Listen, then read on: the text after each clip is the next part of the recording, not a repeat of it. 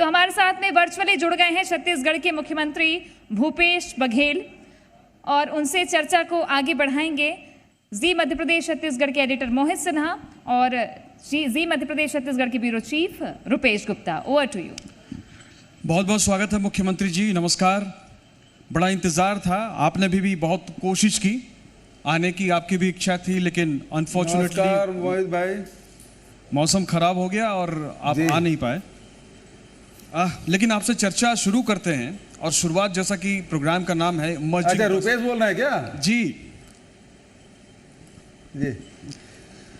तो मुख्यमंत्री जी, आप 4.5 साल के आपके कार्यकाल की तमाम उपलब्धियों में जब गिना जाता है तो बस्तर को लेकर के जो लोगों की धारणा थी वो जिस तरह से बदला है उसकी भी चर्चा होती है।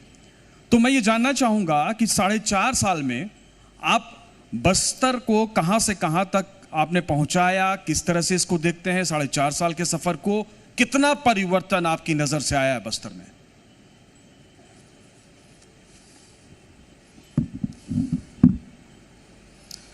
देखिए, सबसे पहली बात तो यह है कि जी मध्य प्रदेश छत्तीसगढ़ के दर्शकों को मेरा सादर नमस्कार। और जहाँ तक कि बस्तर के बारे में आप सब जानते हैं कि बस्तर नक्सलियों के प्रभाव में है और लोग के जो जीवन है वो अस्त व्यस्त हो गया था। पैरल मिलिट्री फोर्स और स्थानीय पुलिस लगातार कभी फर्जी इनकाउंटर में, कभी निरपराध लोगों को पर केस बनाकर जेल में ठूसना और लगातार बम के गोलियों के आवाज़ सुनाई पड़ती थी। लोग दहशत में थे और राष्ट्रीय राजमार्ग के 5 किलोमीटर दाएं बाएं में ही राज्य सरकार का अस्तित्व था।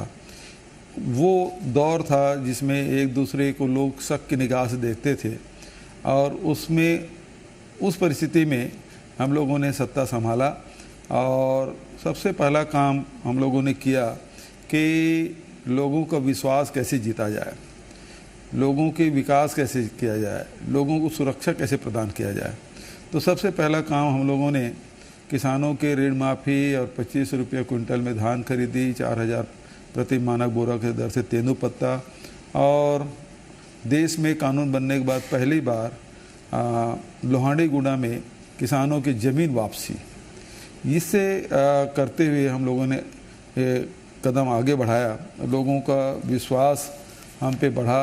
और फिर वन अधिकार पत्र देना, पेशा नियम बनाना, आरक्षण के विधेयक, पीड़ितों के न्याय दिलाना, केस को जो जेल में बंद थे उनको छुड़ाने का काम, कर्ज मुक्ति, सिंचाई कर मुक्ति, लघु उपज खरीदी, मिलेट मिशन, शिक्षा के क्षेत्र में जो स्कूल बंद पड़े थे उसको पुनः शुरू करना, शिक्षकों की भर्ती करना और स्थानीय लोगों को उसका महत्व देना, स्वास्थ्य के लिए हाट बाजार क्लिनिक योजना, मुख्यमंत्री स्लम स्वास्थ्य सहायता योजना, दाई दीदी क्लिनिक योजना, विकास खंड और जिला स्तर पर जो स्वास्थ्य सेवाएं हैं उसको मजबूत करना, मलेरिया मुक्त बस्तर का अभियान शुरू करना, कुपोषण दूर करना। तो इससे और छत्तीसगढ़ के जो परंपरा है, संस्कृति है, बस्तर की अपनी अलग पहचान है। तो देवगुड़ी बनाना, गोटुल निर्माण करना, वहाँ के जो पुजारी हैं, गैता है और हाट पहाड़िया है, मोहरिया है, उसको भी अनुदान देना, आदिवासी परब सम्मान निधि का वितरण करना, छत्तीसगढ़िया ओलंपिक का आयोजन करना। प्रशासन में भी देखेंगे तो तहसील का निर्माण, जिले का निर्माण, अनुभाग का निर्माण, ये सब हम लोगों ने किया। बिजली पहुंचाने का काम किया, सड़क, पानी, इस सब का विस्तार हम लोगों ने किया। इसके कारण से जो डीएमएफ फंड था वो केवल बड़ी बड़ी बिल्डिंग बनाने के काम आते थे। अब वो डीएमएफ का फंड जो है बच्चों के पढ़ाई, उसके स्वास्थ्य, छोटे छोटे पुल पुलिया, सड़क निर्माण, इस सब कामों में हम लोगों ने लगाया। तो बस्तर में अब बड़ा परिवर्तन आपको दिखाई देता है। आपने बस्तर और वहाँ के लोगों के विकास पे आपकी क्या कार्य योजना थी ये बताया, पर बस्तर को लेकर आगे की क्या रणनीति है आपकी?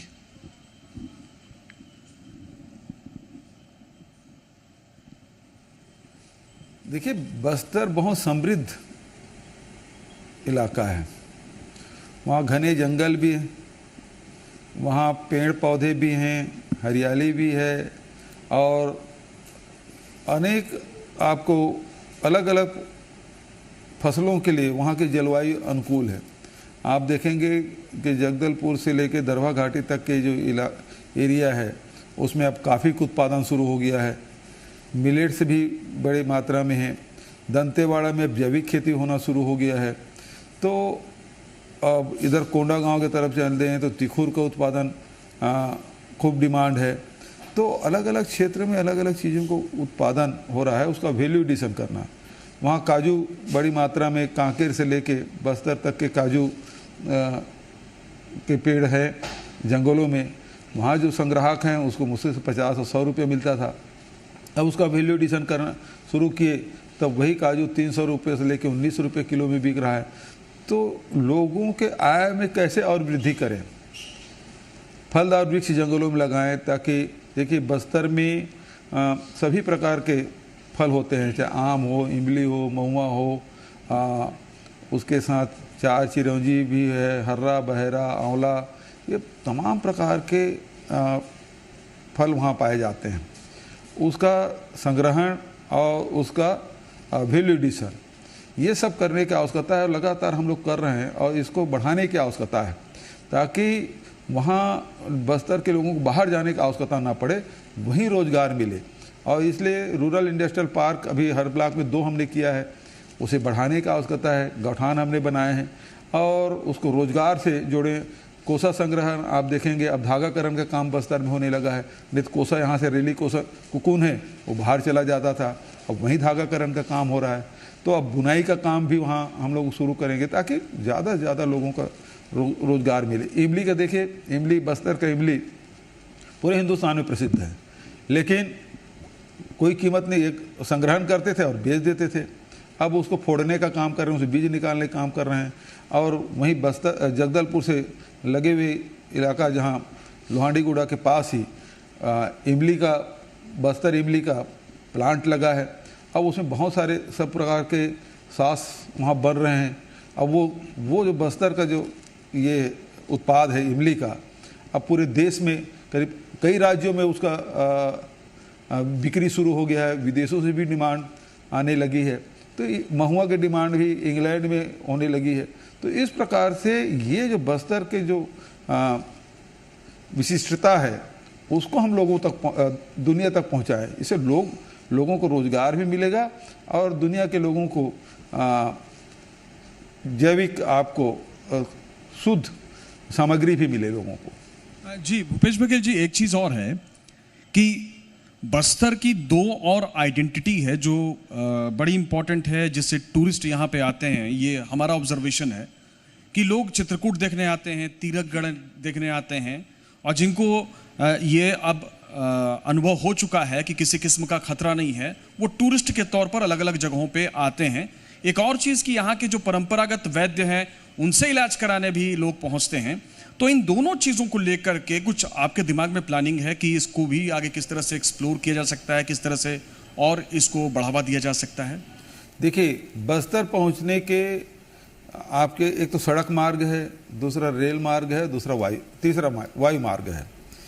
अब जब से हैदराबाद, जगदलपुर और रायपुर के फ्लाइट शुरू हुआ है, पूरा फुल चलता है। और शनिवार रविवार को आप देखेंगे कि आंध्र प्रदेश, तेलंगाना के बड़े संख्या में टूरिस्ट यहाँ आते हैं। और इस कारण से यहाँ बहुत सारे के बड़े संख्या में टूरिस्ट यहाँ आते हैं।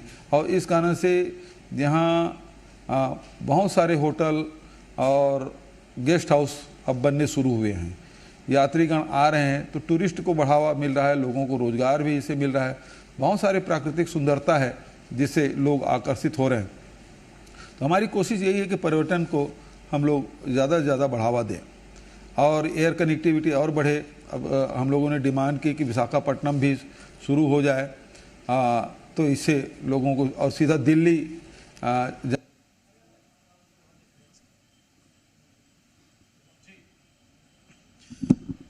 जी जी मुख्यमंत्री जी नक्सलवाद के नासूर से कैसे निपट रहे हैं और इसमें केंद्र सरकार से कितनी मदद मिल रही है?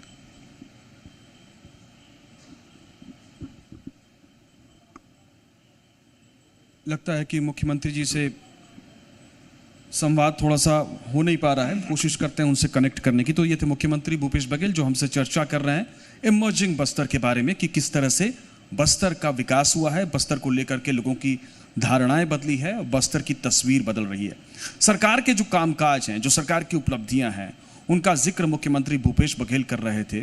मुख्यमंत्री भूपेश बघेल ये बता रहे थे कि किस तरह से बस्तर पहले दूसरी वजहों से जाना जाता था, अब दूसरी वजह से जाना जा रहा है। किस तरह से माइक्रो लेवल पे सरकार ने जो फैसला किया है। मुख्यमंत्री जी हमसे जुड़ चुके हैं, एक बार फिर से उनसे मुखातिब होंगे। मुख्यमंत्री जी एक सवाल, चूंकि 3-4 महीनों में विधानसभा चुनाव है और पिछली बार पूरी जनता का आशीर्वाद आपको मिला था, सारी सीटें बस्तर की मिली, 2013 के इलेक्शन में भी बस्तर में आपको बढ़त मिली। व्यक्तिगत तौर पे आप आकलन बड़ी ईमानदारी से और बहुत अच्छा करते हैं, तो हमारी जानने में ये दिलचस्पी है इस बार आपका आकलन क्या कहता है बस्तर को लेकर के?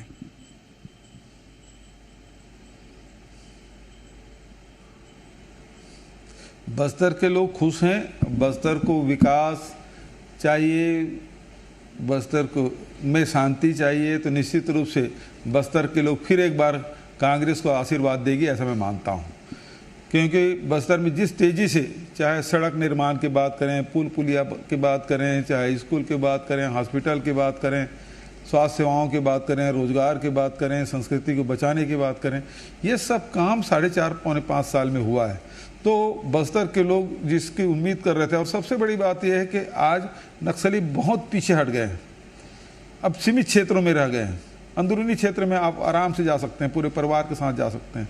तो ये बस्तर जो शांति की ओर लौटा है, तो केवल ये सरकार के नहीं बल्कि बस्तर के लोगों की जो उम्मीद है और उन्होंने जो हम लोगों ने जो अपील किया, जो निर्णय लिए, उसका हाथों हाथ लिए, और इस कारण से बस्तर में बड़ा परिवर्तन आया है। मैं समझता हूं कि बस्तर के विकास के लिए फिर से बस्तर के लोग एक बार फिर कांग्रेस को आशीर्वाद देगी, ऐसा मैं मानता हूँ। ऐसा कहा जा रहा है कि सरकार और पार्टी के सर्वे में कई विधायकों के परफॉर्मेंस जो है वो बड़ा पुअर परफॉर्मेंस आया है और स्थानीय स्तर पे इसकी लोगों को लेके बड़ी नाराज़गी भी है। इस पे क्या कहेंगे?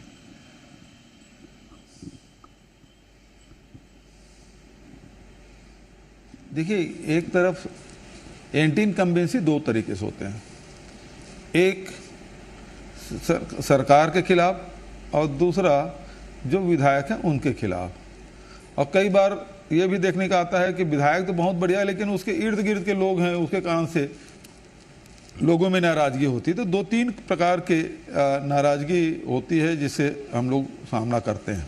लेकिन मुख्य रूप से बात यह है कि सरकार बनानी है और जिसमें कैंडिडेट कौन होगा नहीं होगा ये पार्टी तय करती है, हाईकमान है वो निर्णय करती है किसे टिकट देना है नहीं देना है। तो ये सब बातें हैं। तो मैं समझता हूँ कि इन सब चीज़ों को देखते हुए फैसला होगा और बस्तर के कार्यकर्ता और बस्तर के जो जागरूक जनता है उसके अपेक्षा के अनुसार हाईकमान निर्णय लेगी। और मुझे पूरा विश्वास है कि जैसे पिछले समय 12 में से 11 जीते, बाद में उपचुनाव हुए उसमें भी वो सीट भी जीते, तो पूरा बस्तर 12 के 12 विधायक हमारे हैं। आने वाले समय में भी बस्तर में सभी हमारे विधायक जीत के आएंगे।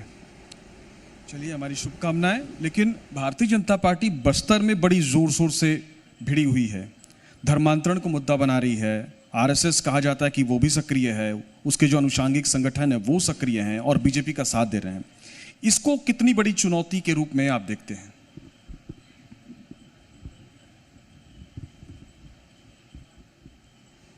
देखिए, जहाँ तक के बस्तर में धर्मांतरण का मुद्दा इन्होंने बनाया, लेकिन ये जो धर्मांतरण हुए हैं वो भारतीय जनता पार्टी के शासनकाल में हुए हैं। सबसे ज़्यादा चर्च उस समय बने हैं, तो उस समय तो चुप थे, आज उसको मुद्दा बना रहे हैं। जो सब लोग आपस में मिलजुल कर रहते थे उनमें ये दरार डालने की कोशिश कर रहे हैं। तो इनका तो काम पूरे केवल बस्तर भर में नहीं पूरे देश में इनका एक सूत्री कार्यक्रम रहता है कि जहाँ जो अल्पसंख्यक उसके खिलाफ लोगों को भड़काने का काम करो। कहीं मुस्लिम अल्पसंख्या में हैं, तो कहीं ईसाई अल्पसंख्या में हैं, तो कहीं सिख अल्पसंख्यक हैं। तो उन अल्पसंख्यकों के खिलाफ ये लोग बरगलाने भड़काने का काम करते हैं। कहीं कहीं तो आदिवासी और पिछड़े वर्ग को लड़ाने का काम करते हैं। तो ये लगातार इस प्रकार से लोगों के बीच मन में जहर घोलने का काम करते हैं, और इनके जहर घोलने का असर बस्तर के लोगों ने बहुत अच्छा अनुभव किया है। क्योंकि बस्तर के लोगों को ये नक्सली मान के सबको एक तो उसकी ज़मीन लूटने का काम किए, दूसरा उसको नक्सली मान के उनकी हत्याएं भी हुई है, और उसके साथ उसको जेल में ठूसने का काम हुआ है। तो बस्तर के लोग इसको भूले नहीं हैं, क्योंकि ये नफ़रत की राजनीति करते हैं, और बस्तर की धरती है वो शांति और भाईचारा और प्रेम की धरती है। और नफ़रत को बहुत दिन से झेला है लोगों ने। मैं नहीं समझता कि बस्तर के लोग फिर से भारतीय जनता पार्टी के इस चाल में झांसे में आएंगे। हाल ही में आपने पौत्र के मितान के जरिए बस्तर और अन्य आदिवासी इलाके में आधार कार्ड बनवाया, तो ये जहां आना जाना मुश्किल है, तो इस तरह की योजनाएं कितना सफल होगी, मतलब आप क्या कहते हैं इसके बारे में?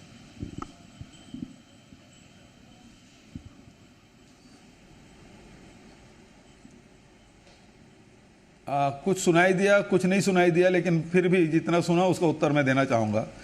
चाहे अंदरूनी क्षेत्र में नारायणपुर है, बीजापुर है, सुकमा है, यहाँ लोगों के आधार कार्ड नहीं बने थे, राशन कार्ड नहीं बने थे, जॉब कार्ड नहीं बने थे। लोगों को राशन नहीं मिल, अब राशन कार्ड ही नहीं है तो राशन कहाँ से मिलेगा। वहाँ आंगनबाड़ी नहीं थे, स्कूल की बिल्डिंग समाप्त हो गए थे, टीचर है वो सड़क के किनारे कैंप में ही वो पढ़ाई करते थे। तो शिक्षा, स्वास्थ्य दूर दूर तक के लोगों को नहीं मिला। हमारी सरकार आई तो कैंप लगा के लोगों को हम लोगों के राशन कार्ड भी बनाए, आधार कार्ड बनाए, जॉब कार्ड बनाए, लोगों के वन अधिकार अधिमान्यता पत्र हमने दी, सामुदायिक दावे के अधिमान्यता पत्र दी, वन संसाधन अधिकार दिए। तो लोगों को अधिकार संपन्न बनाने का काम किया। अभी आप जगदलपुर में बैठे हैं, ये वो समय था जब लोग जून के महीने में कैंप में राशन पहुंचाने के लिए, जवानों के लिए राशन पहुंचाने के लिए बड़ी मशक्क़त करनी पड़ती थी, और मीडिया में सुर्खियाँ उसे मिलती थी कि सफलतापूर्वक राशन वहाँ पहुँचा दिया गया, ये खबरें आती थी। आज स्थिति ये है कि अंदरूनी इलाके के जितने हमारे पीडीएस के दुकान हैं उसमें 4-4 महीने तक के राशन पहुंच चुका है, कहीं कोई खबर नहीं। क्यों? क्योंकि शांतिपूर्वक ये सब काम संपन्न हो रहा है। पिछले दिनों अमित शाह जी आए थे, वहाँ सुकमा जिले में गए थे, वहाँ देख के हतप्रभ थे कि वो स्कूल भी संचालित है और पीडीएस की दुकान भी संचालित है।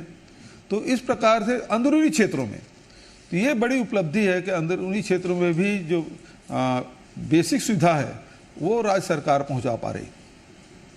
मुख्यमंत्री जी, एक चीज़ और, पिछले 5 साल में जो हमने देखा, ये राष्ट्रीय राजनीति में कुछ राष्ट्रीय स्तर के पत्रकारों से जब चर्चा होती है तो इस बात का जिक्र होता है कि शायद देश में इसकी मिसाल नहीं है कि एक मुख्यमंत्री हर विधानसभा जा रहा है। बस्तर के दौरे पे भी आप गए, भेंट मुलाकात में हर विधानसभा गए, वो ज़्यादातर विधानसभाओं में आपने रातें भी बिताई, एक तरफ लोगों का प्यार महसूस किया तो उनके सवालों का सामना भी किया।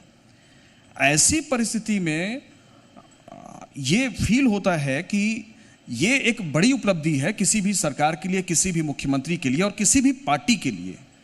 फिर क्या वजह रही कि राष्ट्रीय स्तर पर पार्टी इस मुद्दे को या आपके इस काम को उस तरह से नहीं बता पाई या बता नहीं रही है?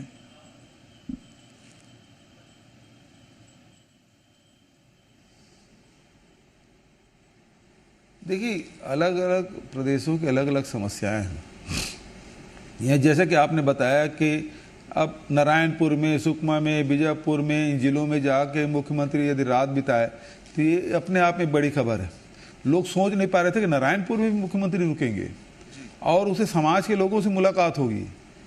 घोटुल निर्माण के लिए पैसा देंगे, सामाजिक भवन बनाने के लिए ज़मीन भी उपलब्ध कराएंगे, पैसा देंगे, और लाखों करोड़ों रुपया एक एक समाज को दिया गया, चाहे वो नारायणपुर हो, जगदलपुर हो, सुकमा हो, बीजापुर हो, दंतेवाड़ा हो, कोंडागांव हो, कांकेर हो, सभी समाज के, चाहे वो आदिवासी हो, चाहे पिछड़े वर्ग के लोग हों, चाहे अपर क्लास के लोग हों, व्यापारिक संगठन हो, चैम्बर ऑफ कॉमर्स हो, सबको हमने ज़मीन उपलब्ध कराई और सबके भवन बनाने के लिए पैसा दिया। तो एक तब केवल राजनीतिक काम करने की आवश्यकता नहीं, बल्कि समाज को जोड़ने का काम, पत्रकार साथी बैठे, पत्रकार भवन बनाने का काम हम लोगों ने किया। तो हर वर्ग को जो आवश्यकता है उससे बातचीत करके उनकी आवश्यकताओं को पूरा करना, यह हम लोगों ने निर्णय लिया। और लगातार सभी विधानसभाओं में, सभी जिला मुख्यालयों में सब समाज के भवन, आज भी अभी गोंचा पर्व हुआ, उसमें 4 समाज के लोगों को हमने भूखंड आवंटित किए, उसको पट्टा हमने दिया। तो लगातार प्रयास हमारा यही है कि बस्तर में लोगों को, अभी अब बस्तर जगदलपुर में है, जब यहाँ से लोग जाते थे वहाँ रात कहाँ रुकेंगे ये चिंता होती थी। आज बस्तर में इतने मैरिज हॉल खुल गए हैं, इतने सारे होटल खुल गए हैं, इतने गेस्ट हाउस हो गए हैं, तो आराम से अब रहने की कोई चिंता लोगों को नहीं है। तो ये लगातार हम लोगों के प्रयास कर रहे हैं, जिससे लोग अचंभित भी हैं और बड़े तेजी से आगे भी बढ़ रहे हैं। मोहन मरकाम के एक आदेश को जिस तरीके से रद्द किया गया वो काफ़ी चर्चा में है। तो आपको नहीं लगता है कि एन चुनाव के वक्त बीजेपी को एक खड़ा एक मुद्दा मिल गया? कितना नुकसान देखते हैं?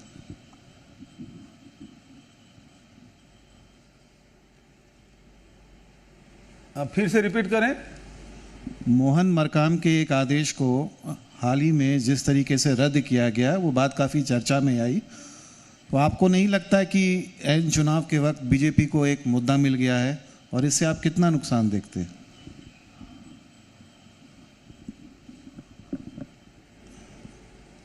नहीं, इसमें कोई नुकसान नहीं होगा। और बीजेपी तो बात का बतंगड़ बनाती रहती है। पार्टी के 2 पदाधिकारी हैं, हाई कमान के जो आदेश हैं उसको हम सब के लिए सिरोधार्य है, हम सबको मानना ही है। अब यदि कोई इसमें कोई अंतर विरोध आया भी है तो सब बैठ के सुलझा लेंगे, इसमें कोई बहुत बड़ी बात तो है ही नहीं। लेकिन मुख्यमंत्री जी, ये नहीं बड़ा मुद्दा बनाया जाए जी, लेकिन ये लगता नहीं है कि कांग्रेस पार्टी में, मतलब ये तो सभी पार्टियों में होता होगा कि 2 नेता हैं, 2 ग्रुप हैं, उनके बीच में कुछ बातों को लेकर के सहमतियां होती हैं, कुछ बातों को लेकर के असहमतियां होती हैं। तो ये कांग्रेस के साथ क्यों जुड़ा हुआ है कि बार बार कोई भी निर्णय हो, कोई भी विवाद हो, वो सार्वजनिक हो जाता है, उसको लेकर के चर्चाएं शुरू हो जाती हैं?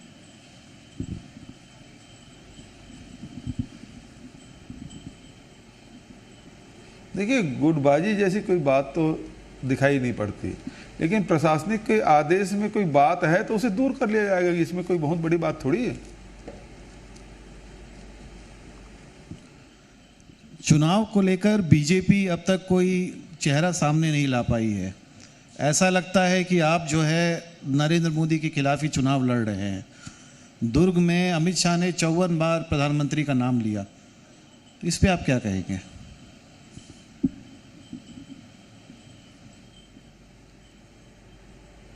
देखिए, भारतीय जनता पार्टी बड़ो पसोपेश में है। हिमाचल प्रदेश के और कर्नाटक के चुनाव के बाद ये निर्णय नहीं कर पा रही भारतीय जनता पार्टी कि फेस किसको बनाया जाए, क्योंकि कर्नाटक में तो उनकी सरकार थी, उसके बावजूद भी चेहरा बनाया गया प्रधानमंत्री को।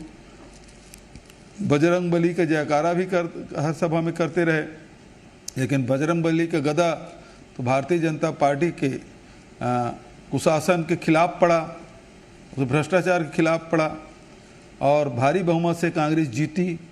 तो भारतीय जनता पार्टी के अंदर खाने में अब ये चिंता घर कर गई है कि हम स्थानीय चेहरा सामने रखें, केंद्रीय चेहरा सामने रखें।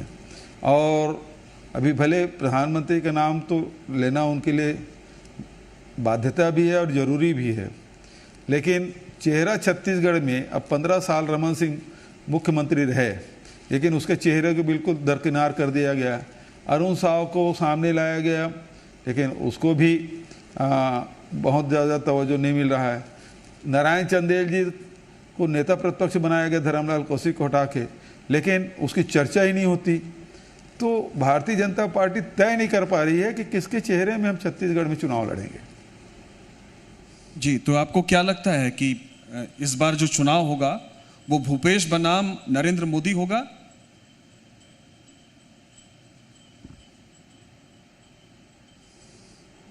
मैं समझता हूं कांग्रेस बनाम बीजेपी होगा। चलिए, राहुल गांधी बड़े कॉन्फिडेंट हैं और जोर शोर से कह रहे हैं कि छत्तीसगढ़ में हम जीत रहे हैं। मैं समझना ये चाहता हूं कि राहुल गांधी के कॉन्फिडेंस की वजह क्या है?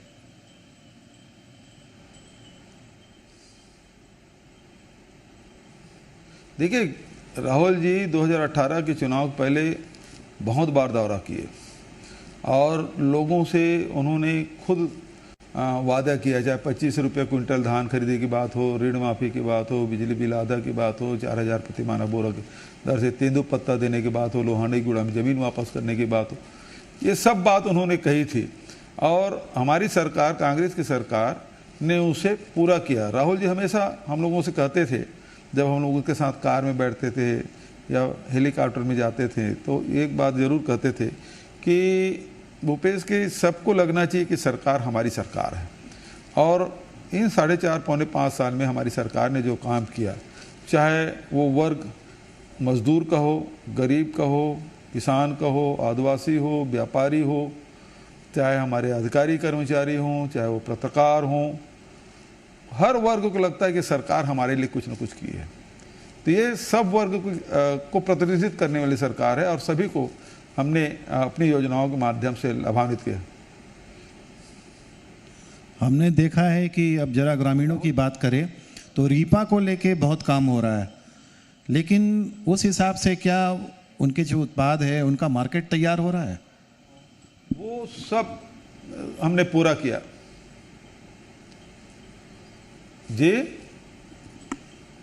जी, हम कह रहे थे कि क्या जो ग्रामीण जो उत्पादक है उनको प्रोडक्ट्स को लेके मार्केट तैयार है?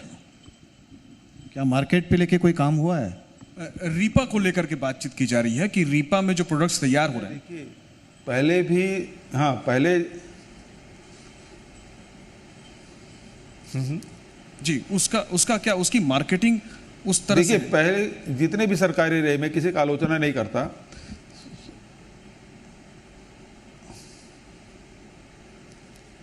जितने भी सरकारें रही है वो स्व सहायता समूह का निर्माण करके उसे उत्पादन तो करवा लेती थी, लेकिन विक्रय करने की कोई व्यवस्था नहीं थी। हमारी सरकार ने ये, जैसे हमने गोबर खरीदा और गोबर से वर्मी कंपोस्ट बनाया, बिकेगा कहाँ? तो हमने कोऑपरेटिव विभाग को ये जिम्मेदारी दी कि कोऑपरेटिव बैंक खरीदे, समितियों के माध्यम से खरीदी हो और किसान को विक्रय करे, विभिन्न विभाग के द्वारा उसकी खरीदी हो। उसी प्रकार से जितने भी लघु अनुपज है उसकी खरीदी की व्यवस्था, अभी 65-67 प्रकार के लघु अनुपज की खरीदी होती है। मिलेट्स जो कोदो कूट की रागी है उसकी खरीदी कर रहे हैं, लेकिन बेचेंगे कहाँ? तो उसके लिए फिर सी मार्ट हमने हर जिले में बनाया, संभाग स्तर पर सी मार्ट बना है। तो जितना उत्पादन हमारे गौठानों में स्व सहायता समूह के माध्यम से, रीपा के माध्यम से हो रहा है, इनके माध्यम से बिक्री हो रहा है। और जितने भी अमेजॉन है और फ्लिपकार्ट है, इससे भी हमने लिंक किया है और हमारे खुद के मार्केटिंग की व्यवस्था हमने कर रखी है, ताकि जो उत्पादक हो उसे बेचने की चिंता ना हो। तो सबसे बड़ी चिंता यही होती है कि उत्पादन तो कर लेते हैं, चाहे गांव के हो चाहे शहर के हो, मेहनत तो कर लेते हैं, लेकिन बिकेगा कैसे? और वहीं जाके फिर वो ठप हो जाता है और लोग कर्जदार हो जाते हैं। हमारी कोशिश यही है कि जो विक्रय करने वाले अलग हों, उत्पादन करने वाले लोग अलग हों, और जो भी उत्पादित हो उसे बेचने की उसकी चिंता ना हो। जैसे उत्पादन करें, अधिकारी हमारे उसकी जानकारी लेते हैं, उस सामान उठाने से पहले उसका पेमेंट हो जाता है। तो इस प्रकार से एक चेन हमने बनाया है और अब इसको और विस्तारित करने की आवश्यकता है। तो आज गांव बैठे, घर में बैठे लोग इसका लाभ उठा सकते हैं। जी, मुख्यमंत्री जी, एक बार फिर से मैं एक पॉलिटिकल क्वेश्चन पे आऊंगा। पटना में सर्वदलीय बैठक हुई और इस बैठक को लेकर के खूब चर्चा हुई। बहुत सारे ऐसे चेहरे इकट्ठे हुए जिनके बारे में बहुत सारे सवाल कुछ दिनों तक थे। आपको लगता है कि इस मीटिंग का जो आउटकम है, ये जो मीटिंग हुई है और इसके बाद लगातार कई मीटिंगें होनी हैं, उससे जो पॉलिटिक्स का नेशनल पर्सपेक्टिव है वो चेंज होगा?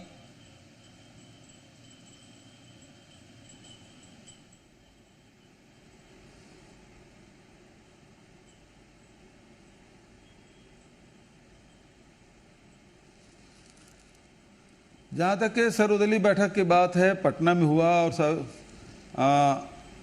सभी राजनीतिक दल के और उसमें सभी लोग आए और उससे बड़े लोग उत्साहित हैं कि 16-17 दल के लोग वहाँ बैठे। और अगला तिथि भी 10 या 12 जुलाई को शिमला में इसकी बैठक होगी। तो लोग उत्साहित हैं और देश के लोग बड़ी आशा भरी निगाह से देख रहे हैं कि ये जो भारतीय जनता पार्टी की जो केंद्र में बैठी हुई सरकार है, जो महंगाई, बेरोजगारी और ये जुमलेबाजी से लोग अब परेशान हो गए हैं, इसके जगह कोई ठोस काम करने वाले, लोगों को सुविधा उपलब्ध कराने वाले, रोजगार उपलब्ध कराने वाले, देश को तरक्की के रास्ते पे ले जाने वाली कोई सरकार बने। तो इसलिए ये जो इस बैठक के तरफ लोग बड़ी आशा भरी निगाह से देख रहे हैं।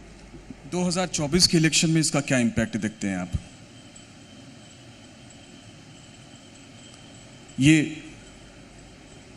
अजी 2024 के लिहाज से क्या इम्पैक्ट देखते हैं?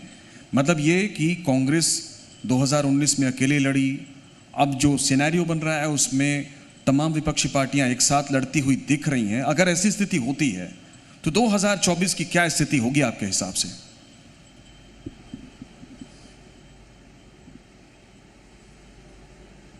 देखिए, ये 30-32% वोट पा के 2 बार सरकार बनाए हैं, तो इसका मतलब ये है कि 68-70% लोग इस सरकार के खिलाफ में हैं। अब जितने भी राजनीतिक दल हैं उसको समझ आ गया है कि बदलना ज़रूरी है, लोगों की डिमांड भी है और खुद भी इनके व्यवहार से, केंद्र के सरकार के व्यवहार से सभी लोग क्षुब्ध हैं। तो अब बदलाव करने के जो अपेक्षा रखते हैं, जो मंशा रखे हुए हैं, वो सारे लोग अभी एकजुट हो रहे हैं। चलिए मुख्यमंत्री जी, बातचीत के सिलसिले को थोड़ा सा विराम देते हैं, लेकिन आपसे रिक्वेस्ट करते हैं कि आप बने रहिए, क्योंकि बहुत सारे लोग जगदलपुर के आपको सुनने के लिए पहुंचे हुए हैं, प्रशासनिक अधिकारी हैं। तो 1-2 कलाकार हैं जो कुछ दिखाना चाहते हैं, कुछ आपके लिए उन्होंने तैयार किया है। तो मैं अपनी सहयोगी शिवांगी को बुलाऊंगा कि वो कार्यक्रम को आगे बढ़ाएं। बिल्कुल, जगदलपुर के लोग यहाँ पे सुन भी रहे हैं, देख भी रहे हैं, लेकिन सबसे महत्वपूर्ण बात यह है कि हमारे बीच में कलाकार ऐसे मौजूद हैं जिन्होंने इमर्जिंग बस्तर कार्यक्रम के दौरान लाइव अपने हाथों से मुख्यमंत्री भूपेश बघेल जी का एक पोस्टर, एक पोर्ट्रे तैयार किया है। और चूंकि मुख्यमंत्री जी रायपुर में बारिश हो रही थी, मौसम की खराबी की वजह से यहाँ पहुँच नहीं पाए, वरना खुद गुजराल सिंह बघेल जो आर्टिस्ट हमारे बीच मौजूद हैं, वो खुद इस पोर्ट्रे को मुख्यमंत्री जी को देते। गुजराल जी, मैं चाहूँगी कि आप उस पोर्ट्रे के साथ मंच पर आएँ और हम सभी को दिखाएं कि किस तरीके से ये पोर्ट्रे आपने तैयार किया है। आप मंच पर आ जाइए। और इन्होंने मात्र 2 से ढाई घंटे के अंतराल में इस पोर्ट्रे को तैयार किया है। और मुख्यमंत्री भूपेश बघेल का ये पोर्ट्रे, गुजराल जी मैं चाहती हूँ आप मंच पे आ जाइए, प्लीज़ मंच पे आ जाइए। तो ये पोर्ट्रे इन्होंने तैयार किया है और जी मध्य प्रदेश छत्तीसगढ़ के माध्यम से मुख्यमंत्री जी तक ये पोर्ट्रे अब हम पहुंचाएंगे।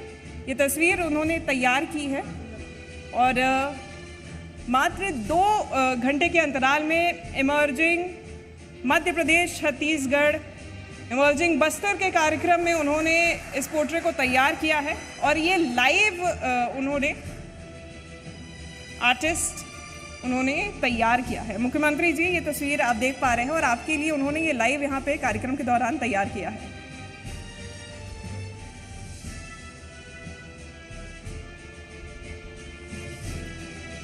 बहुत अच्छा बना है।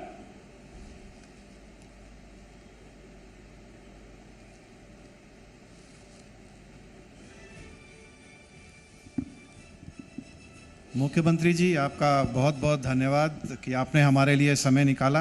आप यहाँ आते तो बहुत अच्छा लगता अगर आप मौजूद होते, लेकिन कोई बात नहीं, टेक्नोलॉजी है, बारिश भी है, आपका साथ बना रहे और हम आगे भी आपसे चर्चा करते रहे। बारिश भी बहुत जरूरी था जी, लोग किसान इंतजार कर रहे थे बिल्कुल बिल्कुल, बहुत बहुत धन्यवाद आपका। देखिए अब मैं चाहूँगी मोहित सर आप 2 मिनट और मंच पर बने रहें। गुजराल सिंह बघेल कलाकार जिन्होंने ये तस्वीर तैयार की है मुख्यमंत्री भूपेश बघेल की, मैं चाहूँगी कि एक बार फिर से आप मंच पर आइए और मैं जी मध्य प्रदेश छत्तीसगढ़ के एडिटर मोहित सिन्हा जी को बोलूँगी कि आप इन्हें सम्मानित करिए। गुजराल जी आप मंच पर आ जाइए प्लीज़। देखिए बेहद ही खूबसूरत स्केच इन्होंने तैयार किया है और जी मध्य प्रदेश छत्तीसगढ़ की तरफ से इन्हें सम्मानित किया जा रहा है।